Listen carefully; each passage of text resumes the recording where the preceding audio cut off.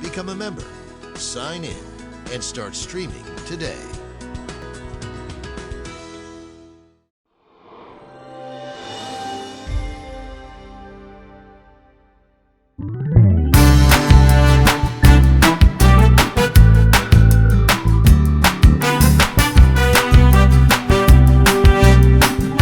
Hi, everybody. Welcome to the August 14th, 2020 edition of Colorado Inside Out. I'm your host, Dominic Dezzutti. Thank you so much for joining us. Let's get right to our first topic. On Tuesday, there were three major announcements about the Elijah McClain case in Aurora. The Colorado Attorney General's office announced it has also been investigating broader policies and practices of the Aurora Police Department.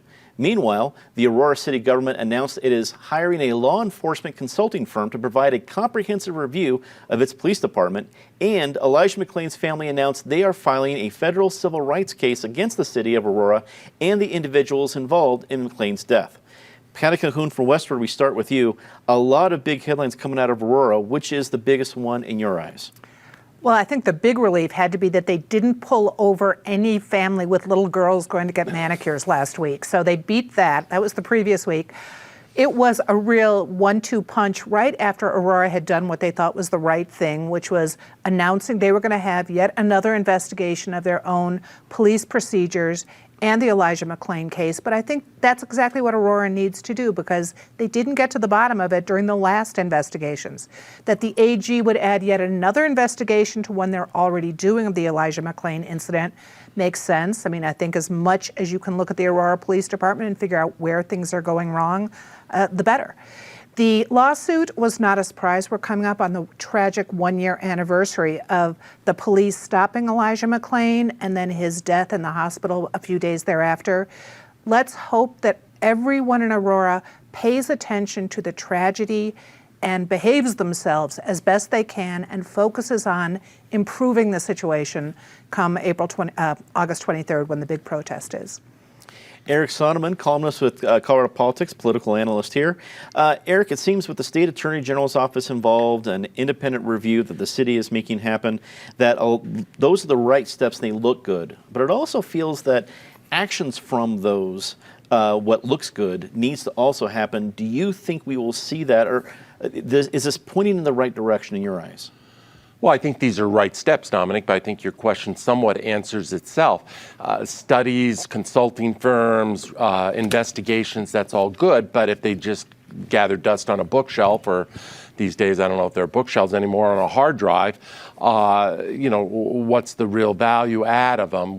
Ultimately, this thing is not going away. It is only intensifying. The scrutiny is intensifying, but the ultimate proof will be in what comes out of these in terms of lessons learned and procedures changed. Patty nailed it a week ago, and I'll echo that, but I mean, the question is, are we having fun yet, Vanessa Wilson? Are we having fun yet, Mike Kaufman? This is becoming part of the Aurora brand. I mean, Aurora is being branded with this, not wholly unlike Ferguson, Missouri is now on the map. Krista Kafer joins us remotely. It's great to see you again, Krista. When you look at what we're seeing from the city of Aurora, is enough being done to be proactive? Well, I guess I'm not sure this is, I can call it proactive at this point, but is enough being done in response from the city of Aurora in your eyes? I think it really depends on how they follow through with these investigations. What do they come up with and what do they do? Fact is that a young man should not die from just walking down the street at the wrong time and finding out how to prevent this from happening again. I think they need to look at ketamine. Ketamine is a powerful drug with some powerful applications, but should it be used in this instance? How did it contribute to this young man's death? So looking at that, looking at other procedures, and making Aurora, which is a fabulous city, making Aurora a safe place for everyone. And Greg Moore joins us remotely. Greg Moore, the former editor of the Denver Post and current editor-in-chief at Deke Digital. Greg, it's fantastic to have you back. As Patty talked about, we're almost a year from the tragic death of Elijah McClain. It seems that a lot of this action has happened after the protests. First, the initial protests and rallies around the murder of George Floyd, and now bringing back this case to light. And now we're seeing some action. Would you attribute some of the action that we're seeing to the recent rallies in Aurora? Oh, I think there's no question about that. the protest and the demands for action, I think, really forced the hand of the officials in Aurora. And what I would say is that I would really like to see Mike Kaufman, who I know really well, and other public officials there be a lot more proactive, to use your word, to sort of reassure the community that they're taking this seriously, that this is a place where people of color, and particularly African Americans and Latinos, should be able to feel comfortable. And right now, I don't think that they feel comfortable with the level of policing in that community and the way that it's being done. I think the protest has created a lot of pressure. I'm happy to see the external investigations, which I think will have more credibility, quite frankly, than the internal one. And if you can combine that with more forceful declarations about the values that they hold in Aurora when it comes to policing and communities of color, I think that combination could have some results that could represent real change. A poll released on Thursday revealed that the race to represent Colorado's 3rd congressional district is essentially tied. A survey of 400 likely voters found Diane Mitsch Bush, a Democrat, with 43% support, and Lauren Boebert, a Republican, with 42% support. 4% of the voters were undecided, and 3 other candidates split the remaining 11%. In June, Boebert defeated incumbent Representative Scott Tipton for the Republican nomination. Eric, you and I will be jumping into the election season in September, a lot of ballot issues, but CD3, which was not always sleepy, it's been a big deal in Colorado, but this was not on anyone's radar that we're going to be talking about CD3, especially after June. Boebert pulled off a pretty big upset. I think that shows that she knows how to campaign. If you can beat Scott Tipton without knowing that. But now this is a race. What are you expecting out of CD3 this fall? Well, it shows the primary win shows she knows how to campaign in a Republican primary. We will see if she knows how to campaign among the electorate at large. I think this, Dominic, is probably the most competitive race in the state, with all due respect to the U.S. Senate race. But I think, and this poll that was released, who knows about the exact accuracy of the poll, but I think it demonstrates that this is where a lot of eyeballs are going to be for the next several months. And on election night, this was the subject of my most recent column in Colorado Politics. You know, if viewers want to go read it there, shameless plug. But I tried to, my main thesis was that both of these candidates are a gigantic departure from the representatives that this district has known, whether on the Democratic side, dating back to Ray Kagosic, Frank Evans, John Salazar, on the Republican side, dating back to Scott McGinnis, Ben Nighthorse Campbell, Mike Strang, Scott Tipton. This is what politics has become these days. If Congress really, the job description has changed. They don't even pass a budget anymore. Legislating is almost an afterthought. It's sound bites, it's feigned outrage, it's knowing your way to the cable television studio.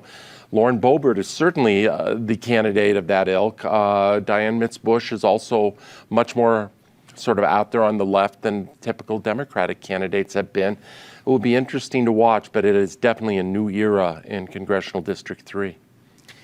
Krista, as you look at CD3 and specifically in a candidate like Lauren Boebert, this is not a typical Republican. She is certainly a new kind of Republican that has made a big impact with her big primary win. But CD3 is a whole different kind of political beast when it takes the entire western slope, a lot of mountain communities, but then it swings south. So you have the includes Pueblo. So there are a lot of different communities. You really can't say here's what CD3 stands for because it includes way too many different kinds of Coloradans. How do you think this new kind of Republican is going to do in a district like CD3? I think we'll see. I mean, you're right about the district. We've got liberal Aspen, you've got conservative towns, you've got a kind of blue-collar, old-style Democratic city like Pueblo. So it's a very diverse district that tends to be Republican. She's an interesting person. I think she was underestimated by her opponent, Congressman Tipton. I suspect she may be underestimated by the Democrats as well. But the gal's got guts, and people like that quality. People like people who are brave. So I think she's got a very good shot of taking that seat and adding a really interesting voice, that of a small businesswoman. And in a rifle is very rural, adding a very rural and small business. I think she's going to be quite the asset to the party if she wins. Greg, a couple of weeks ago, Joey Bunch was among the many wise words he echoed that day, brought the point that a woman will be representing CD3, whatever happens by the time we get to November. What do you think of the race as you look at it? Not only Lauren Boebert we've been talking about, but Diane Bush, who is clearly someone who knows the district well since she's run for the seat before. Yeah. I think the big surprise for me is just how close the race is. And I think that says a lot about, how the Republicans are being looked at by the electorate and how incumbents are being looked at by the electorate. I think there's a lot of dissatisfaction with the way things have been going in Washington about taking care of the people's business. And when you look at that district, there are a lot of issues that the constituents there would like to have addressed, from affordable housing to healthcare to what's happening in some of the agricultural parts of the district. And so I think it's a turning point, not just when it comes to sort of gender representation, which I think is welcomed in Colorado, but this is really a call for action that, whichever one of those candidates can eke out a victory, I think that they have to go to Washington with the agenda to get things done and not necessarily be beholden to any particular ideology, philosophy, party politics. So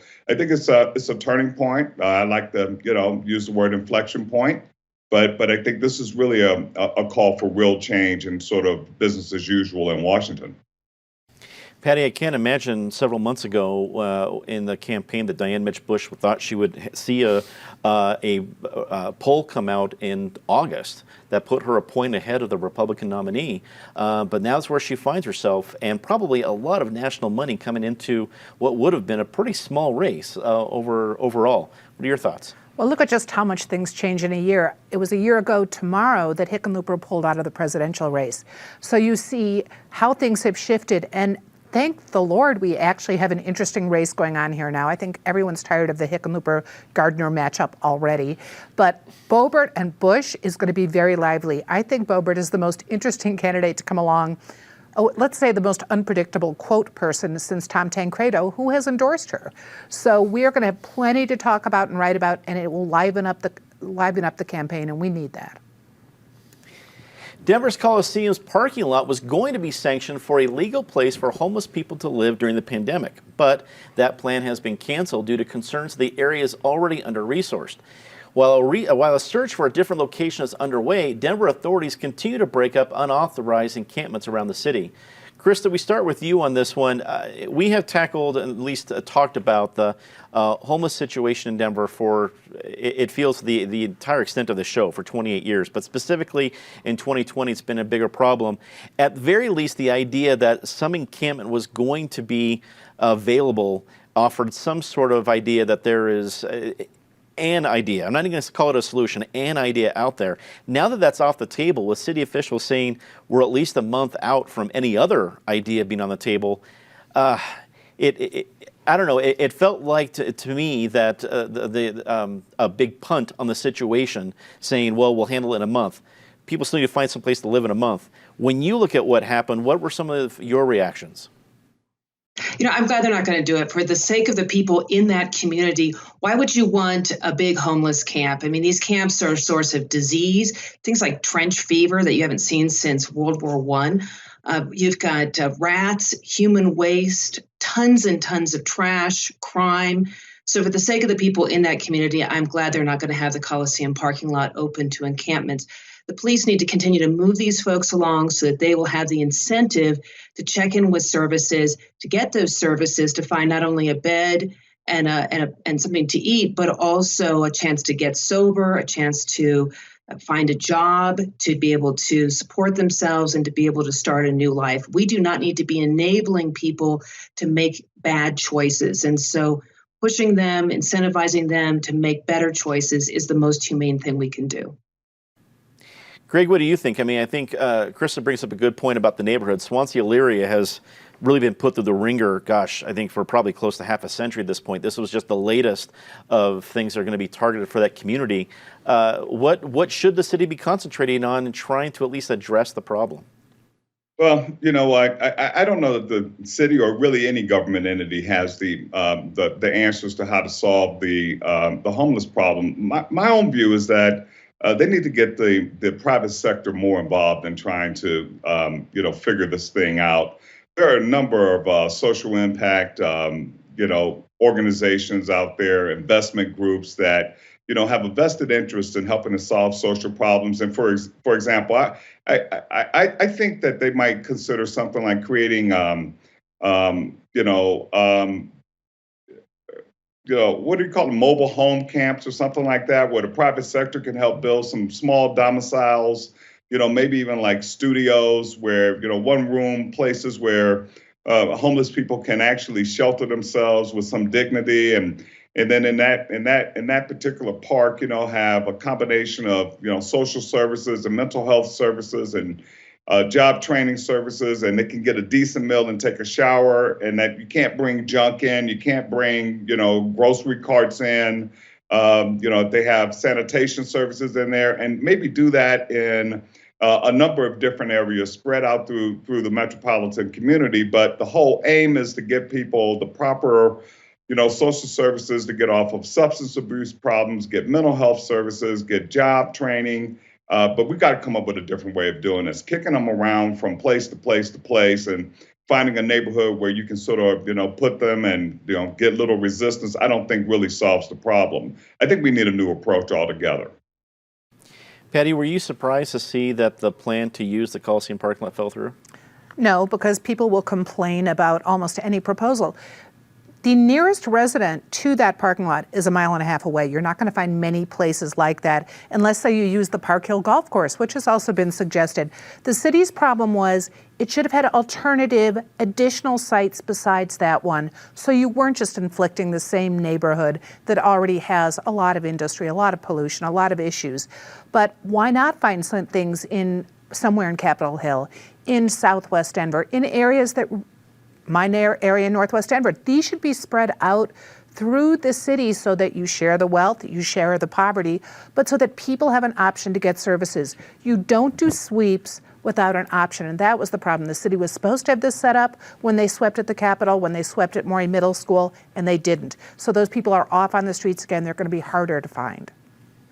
Eric, wrap it up for us. I mean, this is not a problem that the city or anybody else is going to solve with any one policy, but should actually be taken quicker to finding more alternative sites. The idea of waiting for a month seems, I'm not a city official. I don't know how long it takes. I'm just a citizen, but it feels that's a long time to wait until another set of possible places are found. Yeah, no, I'll echo a lot of what Patty and Krista and Greg have all said. You're right. It does seem like a punt, and it does seem like a long time. This is my first time in this studio in, I think, 5 months now, and just driving up Welton to get here, you now see, I wouldn't call it a full encampment, but it's a mini encampment around the Blair Caldwell Library and in other places. So this is, it's sort of a metastasizing, excuse the word, but a metastasizing phenomenon around Denver. From a social justice, environmental justice point of view, it was correct not to dump one more of these burdens on Elyria, Swansea, Globeville. But it has to go somewhere, and I'm with Patty that it shouldn't just be one it should be multiple, as opposed to one mega complex, break it up into 2, 3, 4 complexes. And I'm not aware of any neighborhood that is sort of standing in line, waving their hands, saying, bring it here, bring it here. This is what leadership is about. No other city has figured this out either. I mean, it is the problem that bedevils so many locales these days. But Denver better figure out a solution, and the emphasis better be on quick. On Tuesday, the RTD board voted down a measure to redirect $27.3 million the agency pays in security to outreach workers in mental health and social services. The resolution failed 14-1, with many board members instead supporting the creation of a commission to review RTD's security system. Greg, we're going to start with you on this one. I guess I'm not stunned that RTD didn't decide to move all their security money into a new area, but it brings up an interesting conversation because RTD and public transit, you find a lot of folks that could use mental health services. Is there hope that RTD might at least be able to be a source for some needed services? I think so. I think what the action by the RTD board represented was a plea for more time to really study the issue. It's a complex issue. I mean, as you said, there are people that are using public transit. They have mental health issues and things of that nature. And their first responsibility is to make sure that people who use public transit can use it and use it safely.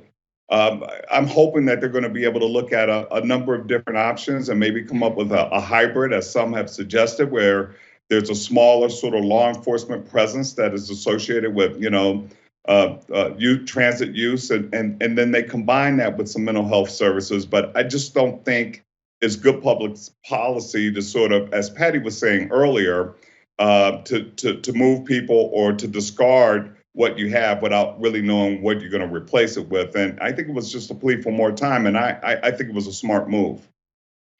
Patty, I think the idea here is strong in that having some mental health services available, but I can understand the board of directors deciding not to spend all of the security money doing that. Do you think we'll see some different kinds of ideas come out of RTD? Well, I certainly hope we see some different ideas. We do need more time. This was specifically because the Allied Security contract was coming up. I was at the scene of the crime, and it was a literal crime last night. Union Station, where an artist who was trying to get home late at night wound up getting beaten up by 3 Allied Security guards at the Union Station bus terminal bathrooms. This was a response to that largely. He sustained brain damage. It was horrific.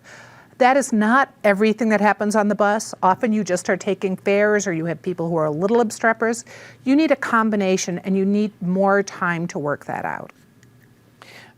Eric, your thoughts on how RTD is at least handling this officially, the resolution. Do you think we'll see more proactivity in the future? Don't know. We'll see. It strikes me that this whole debate that RTD has or is having sort of mimics the broader debate in police departments. It's defund the police. It's that debate in terms of whether we're going to have security, law enforcement, or we're going to put more emphasis on mental health and other kinds of social services. At the end of the day, I think the 14-1 vote was telling in that RTD, first and foremost, has to be a transit agency and run a transit operation, and Lord knows that is enough of a challenge for them at the moment, even before COVID and now magnified by COVID, before they can be a mental health agency. But to the incident Patty just mentioned, you need to have those kinds of resources available as well. Krista, wrap it up for us. Your thoughts on RTD's move? There's already state, federal, local mental health programs. There's also private health programs. I think if these aren't doing the job, maybe that's the question we should be asking. As we've done this question, I keep having flashbacks of riding the O and the 15, 2 pretty tough bus routes. And there's a lot of security needs there, a lot of folks depending on this kind of transit. And with the uptick in crime in this city, we need to make sure that those spaces are safe. It's time for our very favorite part of the show, Disgrace of the Week. As always, Ms. Calhoun, please start us off. And it is a disgrace-packed week. I'm going to go partly with Mother Nature and the wildfires out west in Colorado, which are so horrific, but also with Google Maps, which, in order to make sure people can avoid closed I-70 in Glenwood Canyon, is sending people in their little non-four-wheel drive cars through four-wheel drive paths and over rivers. And it is the craziest thing. If you are heading west, be careful. When they had put out a warning to not use Cottonwood Creek or Cottonwood Pass, it's like, okay, folks, people in four-wheel drive Jeeps don't use that as often. Eric, your Disgrace of the Week. Oh, I'm with Patty. I think we should do a full 30-minute show on disgraces. But if I have to pick one, just when I think you can't get more cynical, President Trump's move to not fund the Postal Service or not give the Postal Service the resources that they clearly need to just cripple the whole vote by mail process. It becomes a self-fulfilling prophecy. So you predict it's going to be a disaster, you withhold the money, so then it becomes more problematic and you get to say, I told you so. The cynicism and the voter suppression of it is just astounding. Krista, we go to you for your disgrace of the week. I'm going to give it to two really evil people, Sean and Desiree Andrews, who hunted down and shot and killed a dog that was walking on the sidewalk. And I know crime is up in the city. There's a lot of nasty people, but to just find a dog and kill that dog, I'm so glad these people are in jail, and I hope they stay there a long time. Hear, hear. Greg, we go to you next for your disgrace of the week. I'm going to give it to the Aurora Police Chief, Vanessa Wilson, for refusing to do an interview with the Denver Post for their story on Sunday about police abuses in Aurora. And it goes right to the point I was making earlier about the failure of leaders there to sort of publicly address the concerns of the community and reassure them that this is not going to be tolerated and that it's a daily focus for them. Time to say something nice, Patty? I'm going to return to Aurora, which is maybe the most interesting town in Colorado right now. Tomorrow, they always have an annual global festival because 1 out of 5 residents of Aurora is from another country. And they're having the Global Fest virtually this year. You could tune in on the Aurora Facebook, celebrate some good things about that city. Eric. I'm going to do the world's quickest twofer. First to you, Dominic, for your comments last week. I know that was not an easy situation, but thank you for setting a standard and raising the standard around this table. Secondly, a woman, Meredith Latshaw, if I have the pronunciation correct, who was a beloved teacher at Grandview High School, killed in a freak accident camping with her family. A tree fell on her, and our friend around this table, Alan Janae from Channel 4, and his daughters were camping at the next site and were the first on the scene and administered her wonderful care in her last moments. Thank you, Eric. Appreciate that. Krista, we go to you for your Say Something Nice. I'm going to give it to Councilwoman Candy C. DeBaca. She wants to abolish the Denver police and put in some kind of a peace force. I live in the suburbs, and the minute that press release went out, my home value went way, way up. So, you know what? This little tiny house is now worth a lot of money. Thank you so much, Councilwoman. And Greg, we go to you for your Say Something Nice. I'm going to say something nice about Pastor Brian Cedarwall of the Denver Dream Center. They're going to be giving away 200,000 pounds of food to families affected by the pandemic every Friday at the Pepsi Center. And that's through the generosity of the greater Denver, Metro Denver community. Just a really, really great thing to see happen. Great to see that kind of thing happening. That is all the time we have for this episode of Colorado Inside Out. For everybody here at PBS 12, thank you so much for watching. Good night.